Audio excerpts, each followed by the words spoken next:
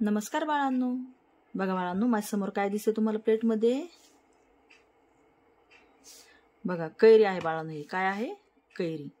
तर बघा, आपल्या भारतात काय बाळांनो, वेगवेगळ्या ऋतूनुसार वेगवेगळी फळे येतात बाळांनो. आणि ज्या त्या ऋतूनुसार जी फळे येतात ना, ती खाणं खूप आवश्यक आहे. बघा, अशी ही कैरी आहे.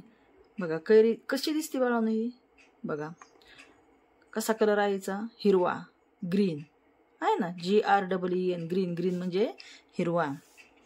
आणि याची चव कशी असते बाळांनो? आंबट चव असते. काय काय कैऱ्या गोड पण असतात बाळांनो.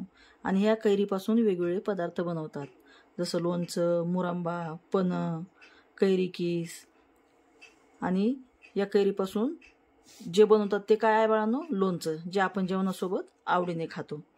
आणि या कैरीचा उपयोग भेळमध्ये पण करतात बाळांनो. जेव्हा भेळ बनवतात ना, तेव्हा या कैरीचा उपयोग त्यामध्ये करतात. या कैरीमध्ये C विटॅमिन्स आहे बाळांनो. याच्यामुळे काय होतं? इम्युनिटी पॉवर वाढते.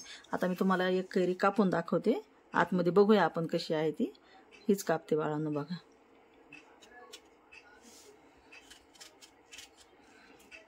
आता एक कच्ची कैरी बाळांनो. बघा, कच्ची कैरी असल्यामुळे बघा हिचा कलर कसा आहे? पांढरट पांढरट, थोडा पिवळसर झालेला आहे.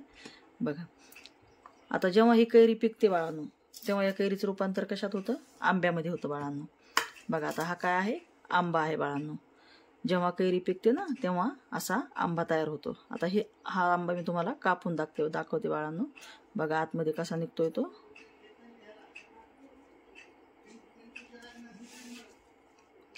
बघा, आता हा पिकलेला आंबा किती छान रसाळ.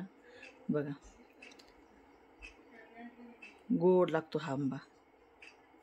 ठीक आहे, तुम्ही सुद्धा काय करायचं बाळांनो, ही माहिती लक्षात ठेवायची. आणि ज्या त्या ऋतूनुसार फळं असतात ना, ती फळं तुम्ही आवडीनं खायची. ओके.